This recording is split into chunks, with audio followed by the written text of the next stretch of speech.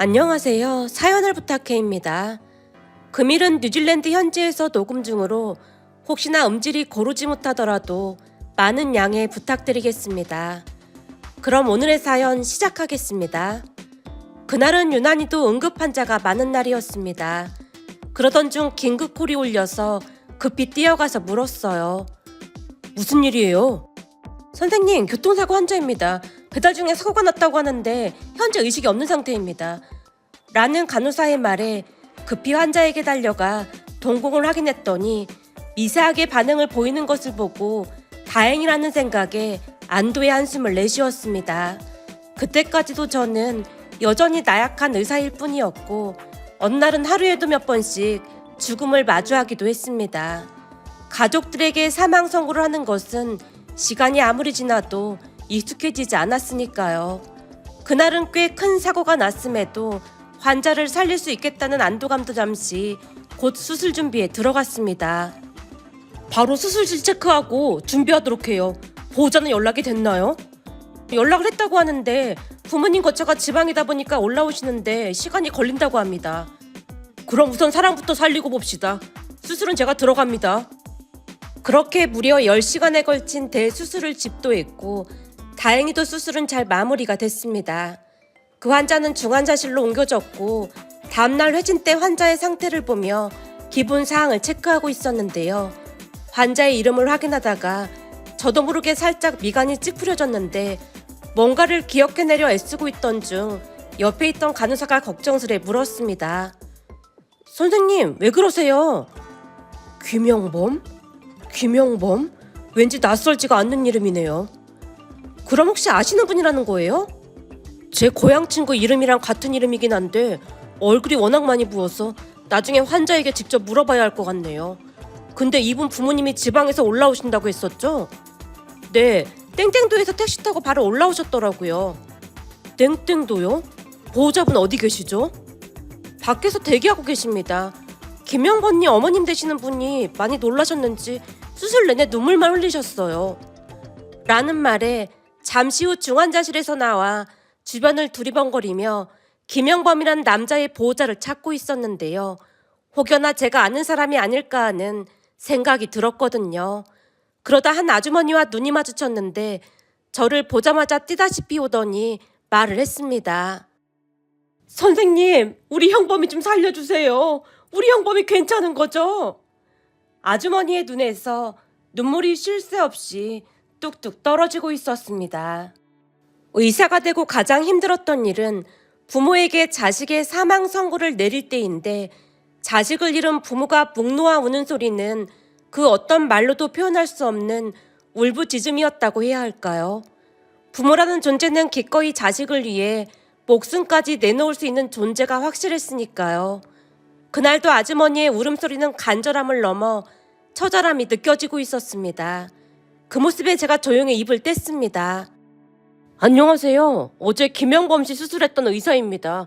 다행히 수술은 잘 됐고 맥박, 호흡 다 정상입니다. 이제는 의식만 돌아오면 되니까 차분한 마음으로 기다려보시죠.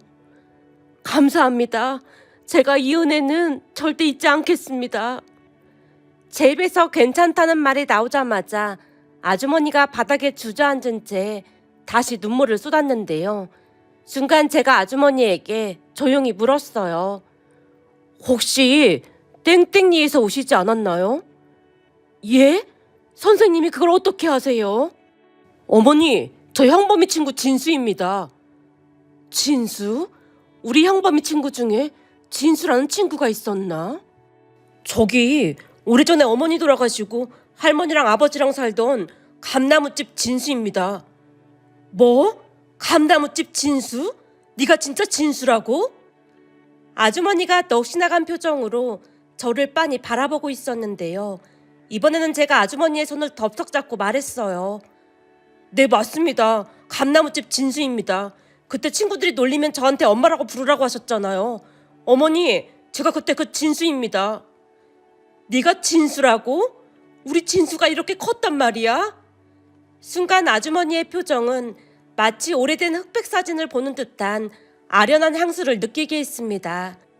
일이 워낙 바빴던지라 아주머니에게 연락을 드리겠다고 하며 전화번호를 받고 회진을 위해서 급히 자리를 뜰 수밖에 없었는데요.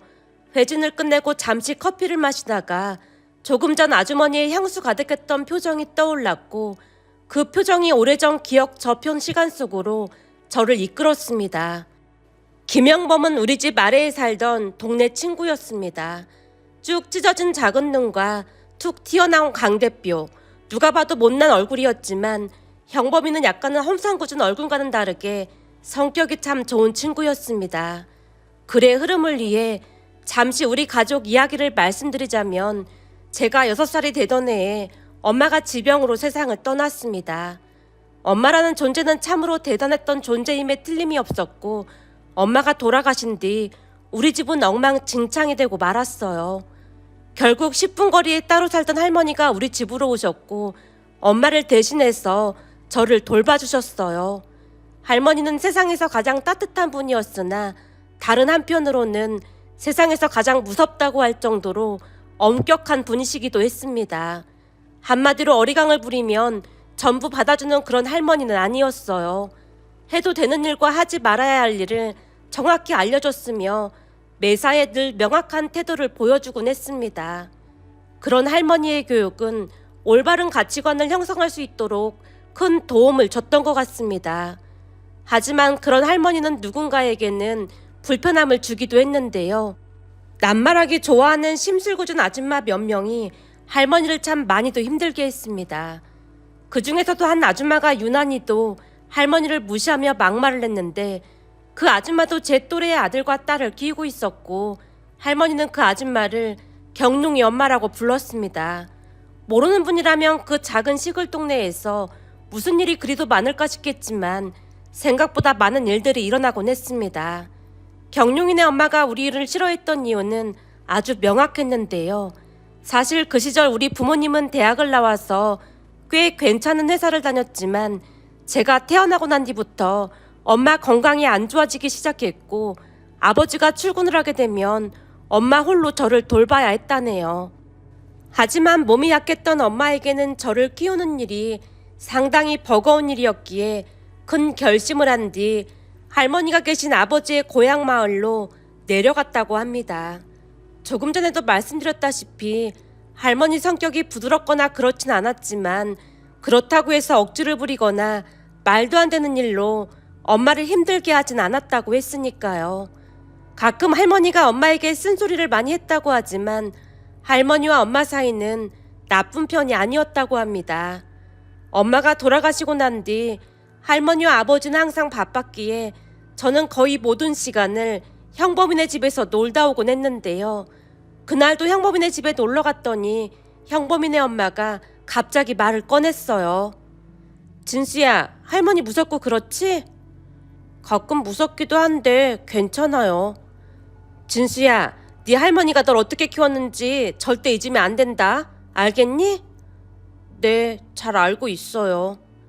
네 할머니 입장에서는 엄마 없는 자식이라는 소리 듣게 하고 싶지 않아서 더욱 엄하게 하는 거야. 네 엄마한테도 얼마나 엄하게 했는지 몰라. 평소에 할머니와 아버지는 엄마 이야기하는 것을 극도로 꺼렸기에 순간 제가 온 신경을 집중한 채 형범이네 엄마를 바라봤습니다. 네 엄마가 자주 아팠잖니. 그러다 보니까 네 엄마가 마음의 준비를 하고 있었어. 어느 날은 네 할머니한테 너를 부탁하면서 어찌나 눈물 흘리던지 내 마음이 다 아프더라니까. 그러니 할머니 입장에서는 널 잘 키워야 한다는 생각밖에 없을 거야. 그러니까 할머니가 무섭게 하더라도 너무 마음 상해하지 말고 네가 할머니를 이해해줘야 하는 거야. 아줌마 말 무슨 말인지 알겠니? 알겠어요. 그리고 주변에서 무슨 말을 하든지 신경 쓰지 말고. 그러니까 내 말은 너도 알다시피 말을 함부로 하는 경룡이 엄마 패거리가 몇 되잖니. 그 인간들 신경 쓸 필요 없다 그 말이야. 세상을 살다 보면 세상에는 널 좋아하는 사람도 많겠지만 네가 아무리 잘한다고 해도 아무 이유도 없이 너를 미워하는 사람도 많을 거야. 세상사가 다 그런 것이니까 너무 신경 쓸 필요 없다는 말이야. 그렇게 남의 말 함부로 하는 사람 치고 잘 되는 꼴을 본 적이 한 번도 없거든. 넌 네 할머니처럼 강한 사람이 돼야 한다. 라며 형범이네 엄마가 제게 몇 번이나 당부를 했고 제가 알았다고 고개를 끄덕였지만 저는 할머니만큼 정신력이 강하지 못했던 모양으로 형범이 엄마 말처럼 경룡이 엄마 패거리의 말에 항상 상처를 받곤 했습니다. 경룡이 엄마는 심성이 아주 못된 사람으로 그나마 저는 아버지가 계셔서 좀 덜했지만 같은 동네의 주영이에게는 수시로 막말을 일삼곤 했어요. 주영이는 부모님이 사고로 돌아가신 뒤 할머니 할아버지와 함께 살던 같은 또래 친구였는데 주영이네 부모님이 빚만 남기고 세상을 떠났던지라 주영이를 키우기 위해 주영이 할머니 할아버지는 하루도 쉬지 않고 일을 하셨습니다. 그러다 보니 주영이는 혼자 있는 날이 많았고 우리 할머니와 형범이네 엄마가 주영이를 자주 챙겼어요. 제 기억에 방학 때가 되면 주영이는 우리 집과 형범이네 집을 번갈아 가며 다니면서 밥을 얻어먹곤 했으니까요. 그 바람에 주영이 할머니 할아버지가 항상 미안해하며 이것저것들을 챙겨서 가져다 주기도 했지만 할머니가 정중히 거절하기도 했습니다. 그냥 있는 반찬에 수저만 올리면 되니까 미안해하지 말어. 자네도 그렇고 나도 그렇고 이곳으로 시집 오고 난 뒤 반평생을 함께 살았는데 우리가 그 정도도 못하겠어. 그래도 형님한테 미안해서 그렇죠. 우리 팔자가 왜 이렇게 됐는지 모르겠어요. 형님이랑 제 팔자가 너무 기구한 것 같네요. 그런 생각하면 마음이 더 안 좋기밖에 더 하겠어. 그래도 진수랑 주영이한테 우리라도 있어서 얼마나 다행이야. 그런 이왕 이렇게 된 거 기구하다는 생각은 접어두고 앞으로 진수랑 주영이나 잘 키울 생각하자고. 형님 정말 고마워요. 사실 경룡이 엄마 패거리들이 우리 주영이한테도 막말을 하고 다녀서 하루하루 속이 문드러졌는데 형님이랑 형범이네가 있어서 얼마나 다행인지 모르겠어요. 제가 은혜는 절대 잊지 않을게요. 은혜라고 할 게 뭐가 있다고 그래. 그리고 그 옆에 애들 말은 들을 필요도 없으니까 신경 쓰지 말라고. 입으로 흥한 자 입으로 망한다는 말도 있잖아. 지금껏 살아보니까 조동아리 함부로 놀린 사람 치고 잘 되는 사람이 없더라고. 그러니 우리만 똑바르게 살면 되는 거야. 알겠어요 형님. 저도 정신 똑바로 차리고 잘 살아볼게요. 라며 주영이 할머니가 눈물까지 그렁그렁한 채 다짐을 했는데요. 경룡이 엄마 패거리들은 정말 대단한 사람들로 그 뒤에도 가시돋친 말을 서슴지 않았습니다.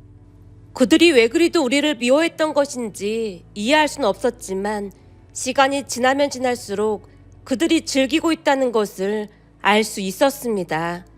그러던 어느 날은 그날도 역시나 할머니가 제게 말했습니다.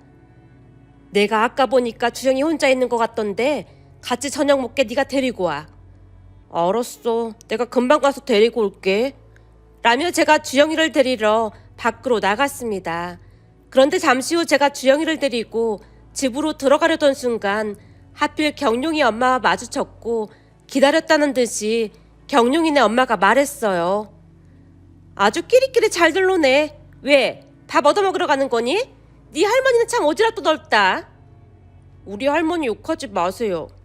어머 얘 좀 봐. 내가 욕을 하긴 무슨 욕을 했다고 난리야. 우린 그만 갈 테니까 아줌마도 갈 길 가세요. 넌 어쩜 말하는 것도 네 엄마를 쏙 빼닮았니? 경룡이 엄마가 미간을 잔뜩 찌푸리며 말을 했는데요. 순간 엄마를 거론하는 경룡이 엄마에게 잔뜩 화가 났고 제가 쏘아붙였습니다. 아줌마가 뭔데 우리 엄마 얘기를 하고 그래요? 어머, 내가 뭐 못할 말이라도 했니? 난 그냥 네 엄마를 그대로 빼닮았다고 한 것뿐인데 암튼 말하는 뻔세도 지 엄마를 꼭 빼닮았다니까. 네 엄마도 말이야 맨날 사람 무시하고 그래서 다들 싫어했던 거잖니. 근데 그 버릇은 대대손손 물려받는 건가 보구나. 어쩜 말하는 게 지 엄마랑 똑같을 수가 있어. 우리 엄마 얘기하지 말라고요. 라며 저도 모르게 큰 소리를 지르자 집안에 있던 할머니가 놀라서 밖으로 나왔습니다. 뭐야 대체 무슨 일이야? 안에 계셨어요? 그럼 저녁밥 할 시간인데 안에 있지 밖에 있겠어? 그러는 경룡이 엄마는 저녁밥 안 하고 왜 이러고 있는 거야? 아니 제가 별말한 것도 없는데 진수가 버럭하잖아요. 너무 예민한 거 아닌가 싶네요. 라며 경룡이네 엄마가 입을 삐죽이는 모습에 제가 다시 목소리를 높였습니다. 아줌마가 우리 엄마 욕했잖아요. 어머 얘 좀 봐. 내가 언제 욕했다고 그래. 아줌마가 우리 엄마에 대해 안 좋게 말했잖아요. 너 거짓말하고 그러면 벌 받는 거야. 그러니까 말을 똑바로 해야지. 아니잖아요. 우리 엄마에 대해 안 좋게 말했잖아요.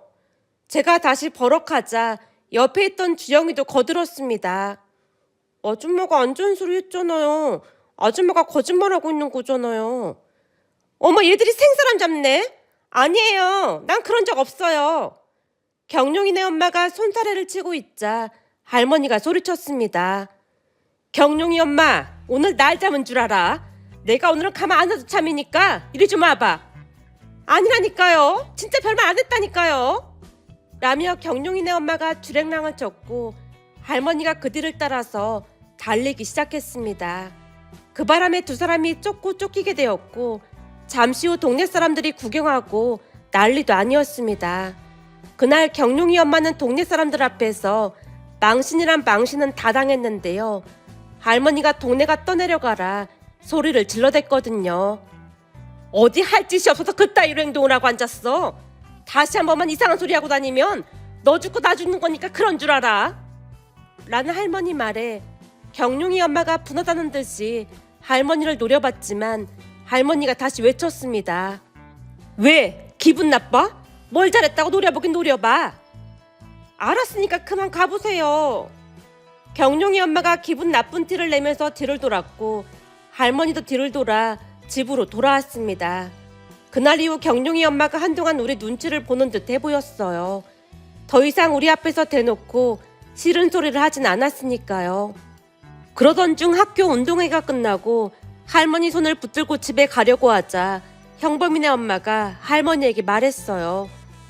저번에 보니까 짜장면 가게가 새로 생겼던데 거기서 짜장면이나 한 그릇씩 먹고 가면 어떨까요? 집에 가서 밥 먹으면 되지 뭐하러 돈을 쓰려고 그래. 그래도 오늘 운동회 날인데 짜장면 먹으러 가요. 아까 보니까 경룡이네 엄마가 짜장면 먹으러 간다고 어찌나 자랑을 해대던지 애들도 짜장면 먹고 싶을 거예요. 라는 말에 할머니가 억지로 걸음을 옮겼는데요. 할머니는 둘도 없는 구두사라고 할 정도로 돈을 아끼고 또 아꼈습니다. 어느 날 아버지가 할머니에게 불만스레 말을 꺼냈어요. 제 월급이 적은 편도 아닌데 너무 그러실 필요 없어요. 너무 그럴 필요가 없다니? 그게 무슨 말이야? 어머니 양말 말이에요. 하루 이틀도 아니고 계속 꿰매 신고 계시잖아요. 그 정도는 괜찮으니까 그냥 사서 쓰시라는 말이에요. 어디 중요한 자리에 가는 것도 아닌데 그냥 신고 다니면 되는 거지 뭐하러 새 거를 사서 신어. 한 푼이라도 아껴서 우리 진수 키우는 데 써야지. 저 그 정도 능력은 되니까 너무 그러지 말라는 말이잖아요. 어머니가 그러시면 다들 자식인 저를 욕하지 않겠어요? 욕할 때면 하라지. 지들이 뭔 상관이야. 남이 할머니는 들은 척도 하지 않았습니다. 그랬기에 할머니에게는 그 짜장면 한 그릇도 아깝지 않았을까 싶었어요. 하지만 형범이네 엄마가 우리뿐만 아니라 주영이까지 데리고 짜장면집으로 들어갔는데요. 역시나 짜장면집에 경룡이네 엄마 패거리가 앉아 있었어요. 우리가 들어가자마자 경룡이네 엄마가 놀랍다는 듯이 말을 꺼냈습니다. 진수 할머니가 여긴 어떻게 오셨어요? 나 짜장면 먹으러 왔으니까 시비 걸지 말고 각자 짜장면이나 먹고 가자고. 시비를 걸긴 누가 시비를 걸었다고 그래요. 저는 그냥 궁금해서 물어본 것뿐인데. 글쎄 짜장면 먹으러 왔다는데 왜 이렇게 귀찮게 해? 할머니가 귀찮다는 듯이 대답을 하자 경룡이네 엄마가 입을 삐죽이고 있었습니다. 잠시 후 자리에 앉은 우리가 짜장면을 주문했는데요. 경룡이네 엄마가 마치 보란 듯이 탕수육까지 주문을 했고 그때는 그 탕수육에서 어찌나 달콤한 냄새가 나던지 저뿐만 아니라 같이 간 주영이와 형범이까지 침을 꼴깍 삼키며 넋을 놓고 구경했습니다. 그리고 보란듯이 경룡이네 엄마가 말했어요. 어머, 탕수육 진짜 맛있네. 라고 말했을 때까지만 해도 다들 별 신경 쓰지 않았는데요. 경룡이네 엄마가 다시 말을 꺼냈습니다. 며느리가 대학까지 나오면 뭐 하겠어. 명이 짧은데. 그러게 학벌 그런 건 아무 소용도 없다니까. 모름지기 사람은 명을 길게 타고 태어나야 한다니까. 라는 경룡이 엄마 말에 다들 동의한다는 듯이 고개를 끄덕이고 있던 순간 할머니가 자리에서 일어나려고 했지만 형범이네 엄마가 자리에서 벌떡 일어나더니 순식간에 경룡이네 엄마에게 다가가 귓가에 뭐라고 속삭였습니다. 그리고는 단숨에 탕수육 접시를 집어들자 경룡이네 엄마가 기겁을 한 채 손사래를 쳤어요. 진수 할머니, 제가 잘못했어요. 앞으로는 조심할게요. 뭐야? 뭘 조심한다는 거야? 제가 앞으로는 절대로 입 함부로 안 놀릴게요. 경룡이 엄마가 말을 하자 형범이네 엄마가 조용히 접시를 내려놓고는 우리 테이블로 돌아왔습니다. 아니 대체 뭐라고 했길래 저 옆에 내가 꼬리를 내리는 거야? 그냥 뭐 한 번만 더 주둥아리 나불대면 아들 보는 앞에서 탕수육 범벅이 되게 해준다고 했죠 뭐. 뭐? 진짜 그랬단 말이야? 네, 못할 게 뭐가 있겠어요. 사람을 얼마나 우습게 보는지 저런 인간들을 본때를 보여줘야 한다니까요. 그나저나 저 옆에 내 때문에 짜증나는데 우리도 탕수육 하나 시킬까요?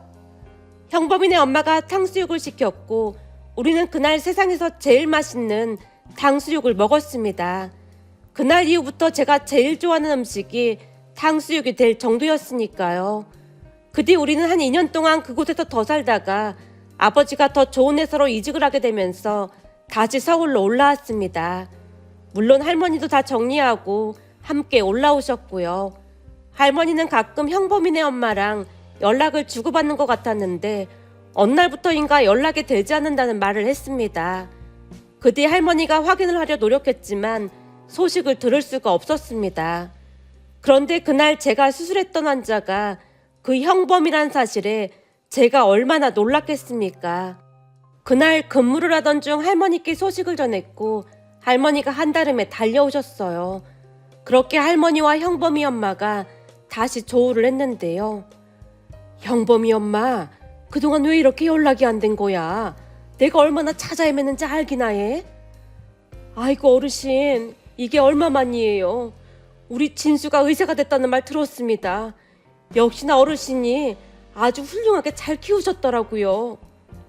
지가 공부해서 의사 된 거지 내가 뭐 한 게 있을라고. 그나저나 형범이 엄마는 연락도 끊고 어떻게 된 거야? 말도 마세요. 그동안 고생한 거 생각하면 지금도 이가 갈린다니까요. 형범이 아버지가 형 보증을 잘못 써줘서 지금까지 고생하면서 살았어요. 보증은 가족 간에도 절대 서주면 안 되는 건데. 할머니가 말끝을 흐리며 안타깝다는 듯이 형범이네 엄마를 바라봤는데요. 형범이네 엄마가 고개를 크게 끄덕이며 대답했어요. 그러게요. 내가 그렇게 보증 서지 말라고 했는데 듣지를 않더니만 그 사달이 났지 뭐예요. 진짜 고생하면서 살았지 뭡니까? 그럼 지금은 어디 살고 있는 거야? 몇 달 전에 겨우 전에 살던 동네로 이사했어요. 그럼 이제 다 해결은 된 거야? 그게 형범이 아버지가 고생하다가 암으로 세상을 떴어요. 그러다 보니까 사망보험금이 조금 나와서 그걸로 얼추 해결을 한 것 같네요. 근데 이 와중에 우리 형범이도 사고가 나서 저러고 있으니 이게 다 제 잘못인 것만 같고 저도 그냥 형범이 아버지 따라가고 싶은 생각이 굴뚝 같네요. 형범이네 엄마가 눈물을 뚝뚝 흘리자 할머니가 형범이네 엄마 손을 꼭 붙들고 위로를 해줬습니다. 그날 제가 도시락을 사와서 두 분에게 가져다 드렸고 할머니도 형범이네 엄마 옆에서 함께 했습니다. 그 뒤 시간이 조금 걸리긴 했지만 형범이는 건강을 회복했는데 어느 날 할머니가 제게 조심스레 말을 꺼냈어요. 형범이네 말이야. 사는 게 보통 힘든 게 아닌 것 같던데 병원비가 많이 나왔지? 그 병원비 내가 좀 보탤까 하는데 형범이 엄마 모르게 할 수 있겠니? 할머니, 병원비는 제가 알아서 할 테니까 걱정하지 마세요. 네가 알아서 하겠다니 그럼 형범이 엄마 성격에 많이 부담스러워 할 건데. 할머니 얼굴에 근심 걱정이 가득해 보였습니다. 그 모습에 제가 다시 말을 꺼냈어요. 할머니, 그래서 말인데 드릴 말씀이 있어요. 드릴 말씀이라니? 뭘 말하는 건데? 제가 들어보니까 형범이네 집이 잘못되는 바람에 형범이가 대학도 못 갔다고 하더라고요. 그랬다고 하더구나. 그동안 얼마나 고생을 많이 한 건지 얼굴이 말이 아니더라고. 그래서 말인데 할머니도 그동안 심심하다고 하셨잖아요. 그렇지. 요즘 허구한 날 집에만 틀어박혀 있어서 얼마나 심심한지 몰라. 그럼 형범이네 엄마랑 같이 분식집 해보는 거 어때요? 전에 할머니가 심심풀이로 그런 거라도 한번 해보고 싶다고 했잖아요. 거기다 제 기억에는 옛날에 형범이네 엄마가 만들어준 떡볶이랑 김밥이 그렇게나 맛있었거든요. 그러니까 네 말은 내가 운영하는 척하면서 형범이네를 도와주라는 말인 거지? 그렇죠. 할머니는 관리만 한다고 하고 형범이네 엄마가 운영하면 어떨까 해서요. 그럼 형범이도 오토바이 배달 그만해도 되고 그럴 것 같아서요. 그래서 제가 목 좋은 곳도 알아봐 놨으니까 한번 같이 가봐요. 라는 말에 할머니가 반색을 했습니다. 그 뒤 할머니가 직접 형범이네 엄마에게 도와달라고 부탁을 했고 형범이네 엄마도 반색하는 기색이 역력해 보였다고 하네요. 그렇게 할머니와 형범이네 엄마가 분식집을 오픈했는데요. 두 분이 신바람이 나서 장사를 하다 보니 생각했던 것보다 매출이 훨씬 좋았어요. 어느 날 할머니가 신나서 말을 했거든요. 역시나 형범이네 음식 솜씨가 좋다니까. 어떻게 된 게 우리 가게에는 40, 50대 중년 손님이 그렇게나 많잖니. 그 사람들이 떡볶이를 먹어보고 엄마 생각이 난다고 얼마나 좋아하는지 몰라. 어떤 사람은 할머니가 해준 맛하고 똑같다고 말까지 했다니까. 제가 그랬잖아요. 형범이네 엄마 음식에는 따뜻한 엄마 냄새 같은 게 나거든요. 전에 경룡이네 엄마가 우리 힘들게 할 때마다 형범이네 엄마가 저한테 엄마라고 불러도 된다고 그랬는데 어찌나 고맙고 눈물이 났는지 몰라요. 이렇게나마 은혜를 갚을 수 있게 돼서 정말 다행이에요. 제가 지나간 일들을 떠올리고 있자 할머니가 다시 말을 꺼냈어요. 내가 안 좋은 일이라 너한테는 말 안 하려고 했는데 경룡이가 말이야 보통 망나니가 아니라고 하지 않니? 망나니라니요? 그런 엄마 밑에서 자랐으니까 잘 자랄 리가 있었겠어. 허구한 날 사고치고 돌아다니다가 음주운전까지 했다는데 얼마나 크게 사고가 났는지 몰라도 그쪽에서 합의를 안 해줬다잖니. 그래서 깜빵에 갔다잖아. 깜빵이요? 진짜 깜빵에 갔단 말이에요? 그 바람에 경룡이네 아버지는 술독에 빠져 살고 경룡이네 엄마는 집을 나가서 연락이 두절됐다잖아. 한마디로 집안이 풍비박산이 난 거지. 형범이네 집 망했을 때 아주 박장대소를 하고 웃었다고 하더니만 내가 보니 그대로 돌려받은 게 아닌가 싶어. 이래서 인과응보라는 말이 있는 거야. 착한 끝은 있어도 악한 끝은 없다는 말이 괜히 있는 말이 아니라니까. 라미 할머니가 고개를 절레절레 흔들었습니다. 그 뒤에도 분식집은 번창했고 형범이네 집도 웬만큼 먹고 살만하게 됐습니다.